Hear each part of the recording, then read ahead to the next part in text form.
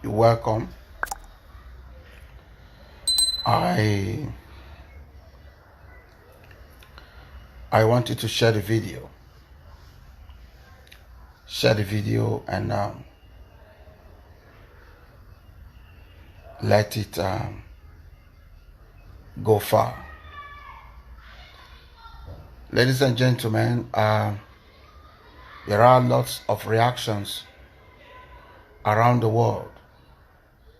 People that I call real men, people that are real people, acting, coming together.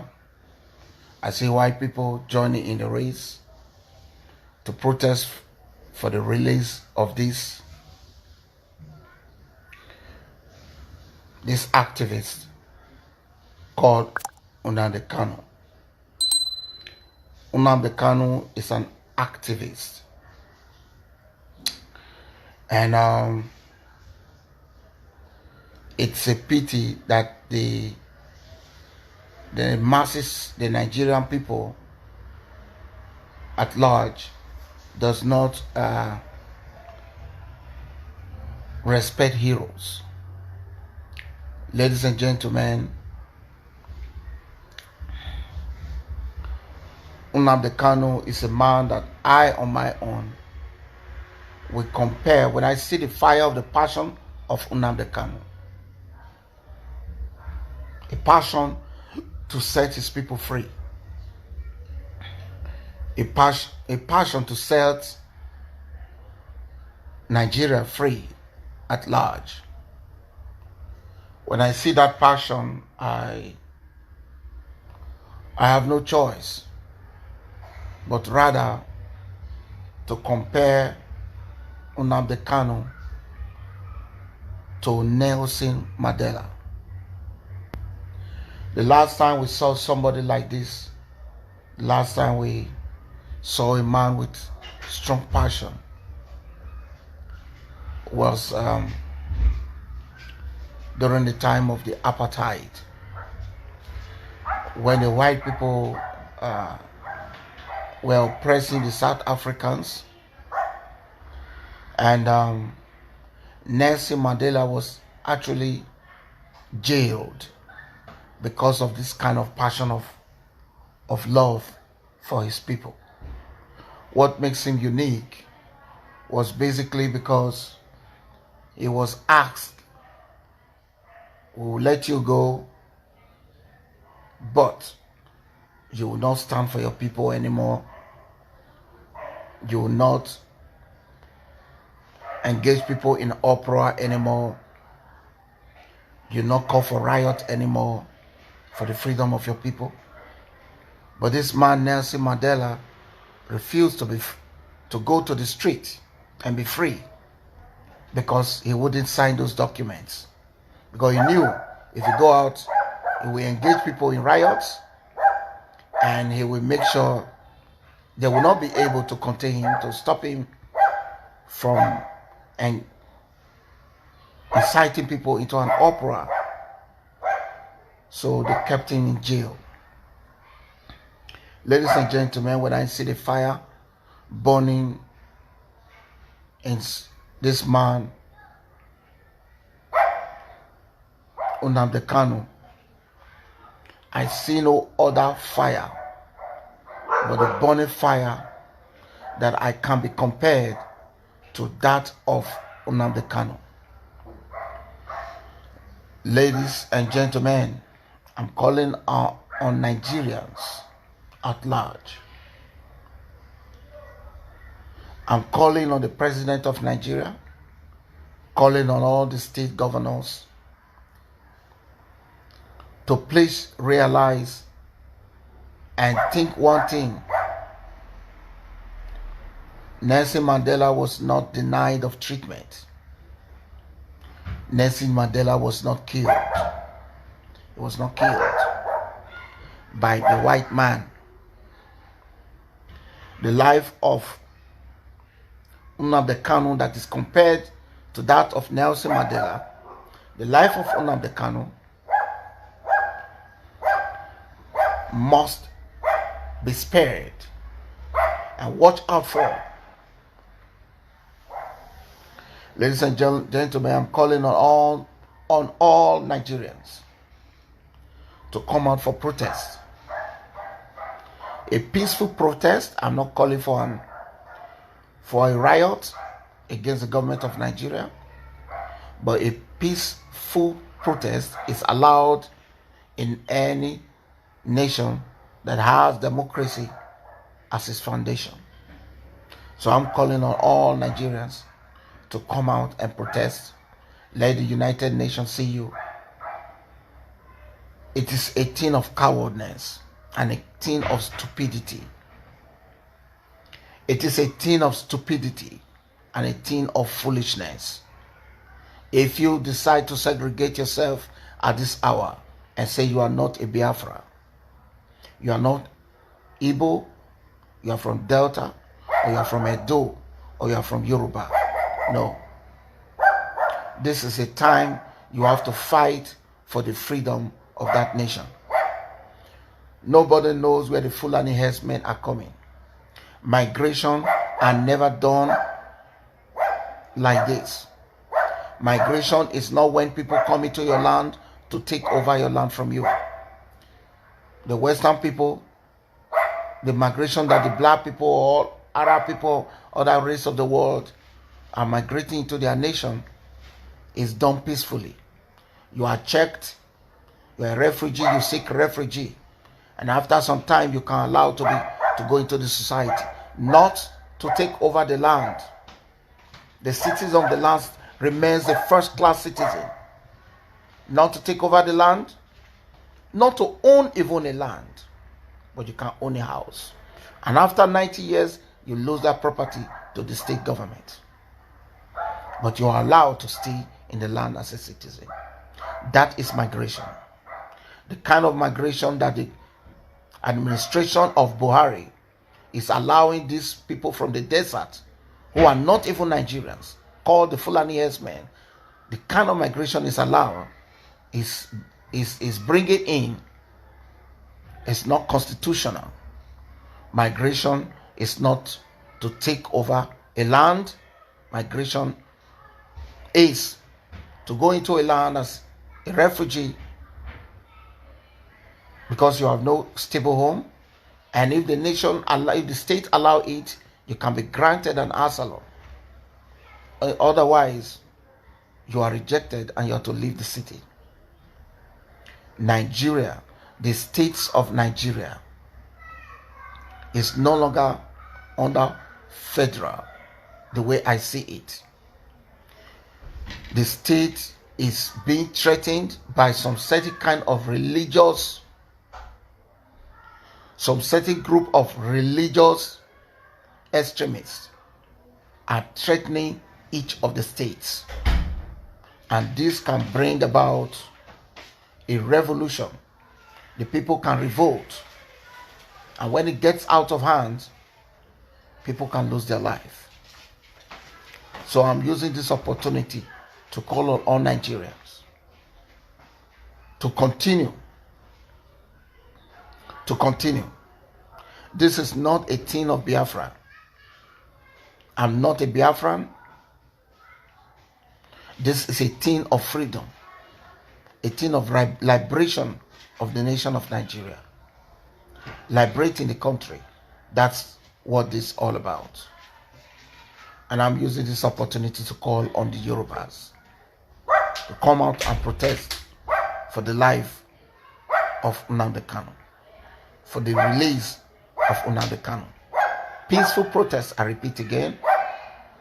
Nobody wants war. Peaceful protests.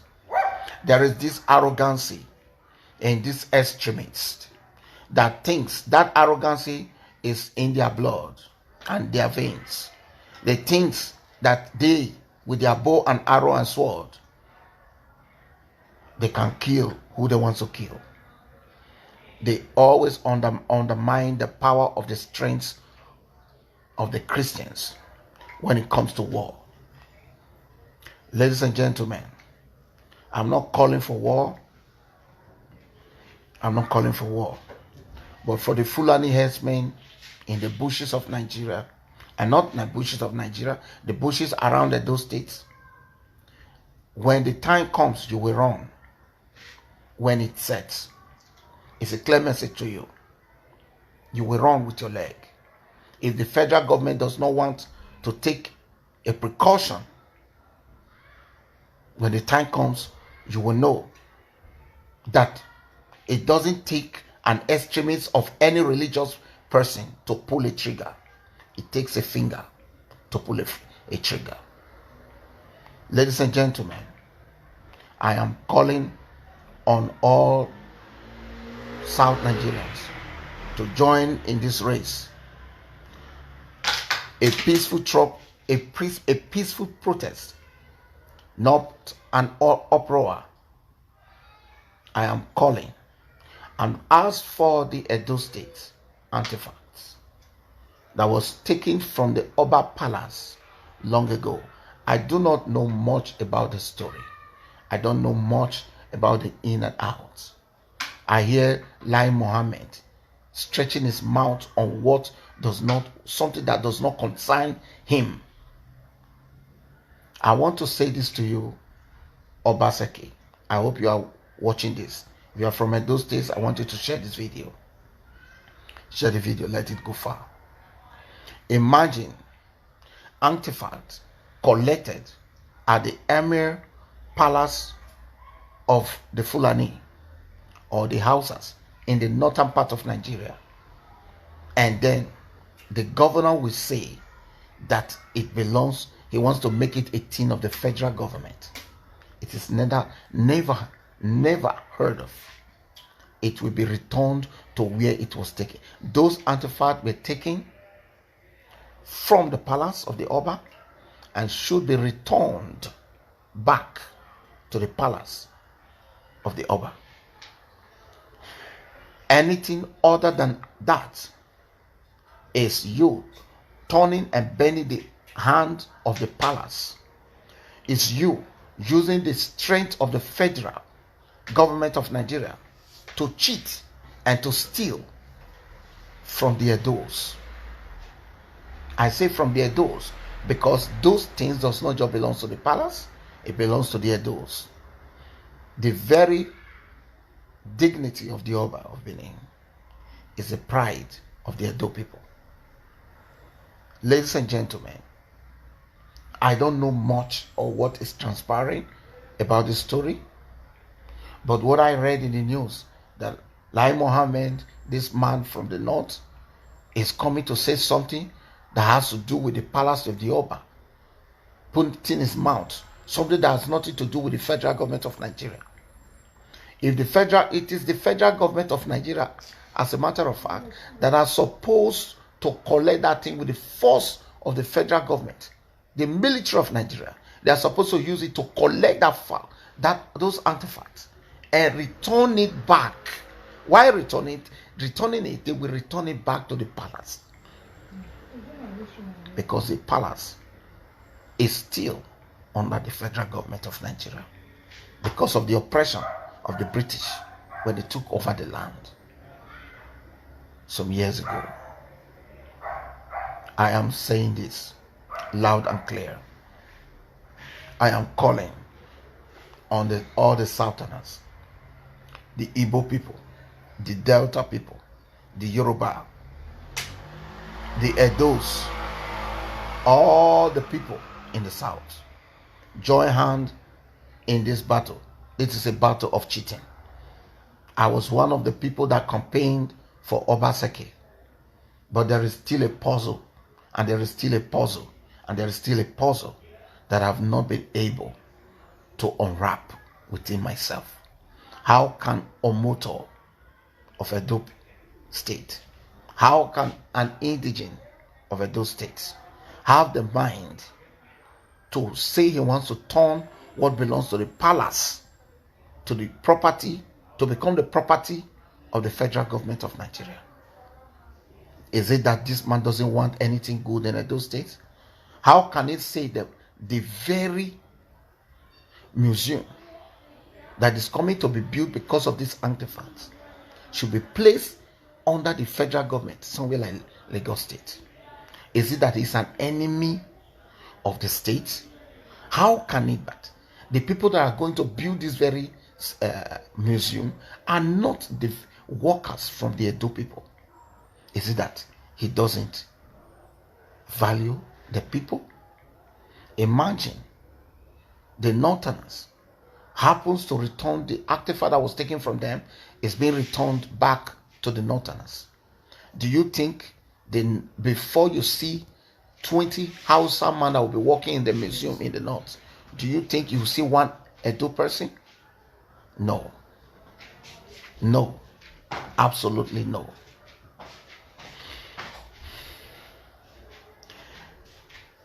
The Fulani herdsmen are coming into Edo State the way they were coming to the north, to the Biafra land, to the Igbo side of the nation of Nigeria. They have been coming and taking over the bushes. And to my understanding, lands are being given away to these people for them to possess by the state governor. Ladies and gentlemen, there is a saying that says, it was one of us, one person among us that we called our own, that was used to betray us. Judas Iscariot was the treasurer of the ministry of Jesus Christ. It was Judas Iscariot that was used to betray the very ministry that led to the killing of the very leader of the ministry, and that led to the destruction of that ministry by Satan, not knowing that the ministry was about to explode, because God had a second plan for the ministry of the Lord Jesus Christ. Satan thought he has already destroyed it, but it's one person. So I hope you, Obaseki, I supported you with all my heart. I prayed for you that you win. I hope you are not that person that is going to betray that land. If you have an issue with the Oba himself, let it be between you and him.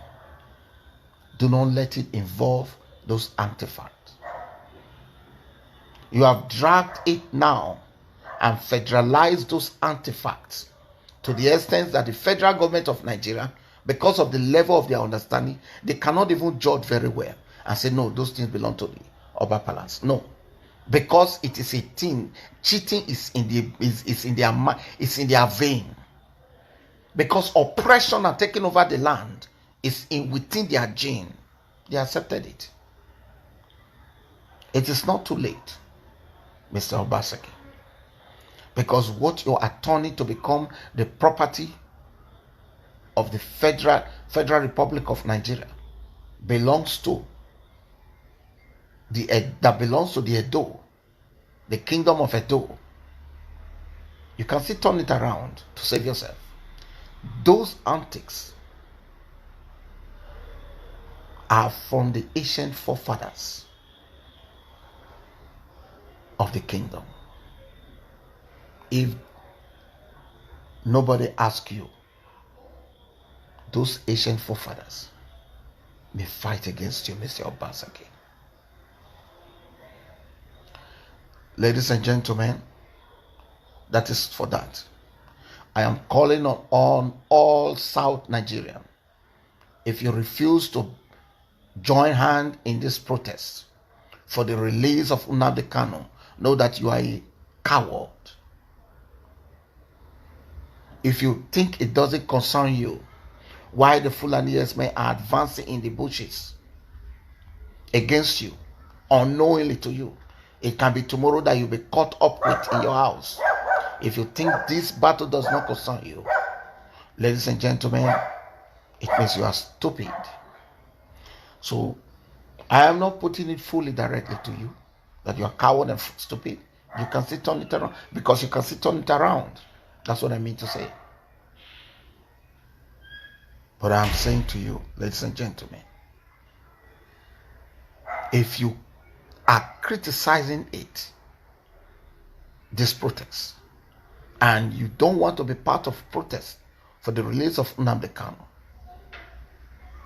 tomorrow may be your turn.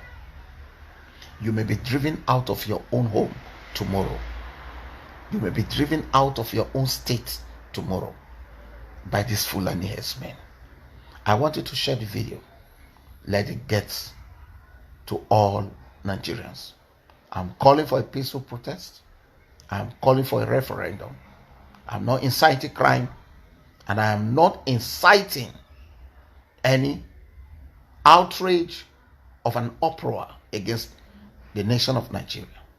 And I am saying this and I'm not doing it, not because I'm afraid, but I'm saying it because I love the Nigerians. God bless you. Share the video. See you next time.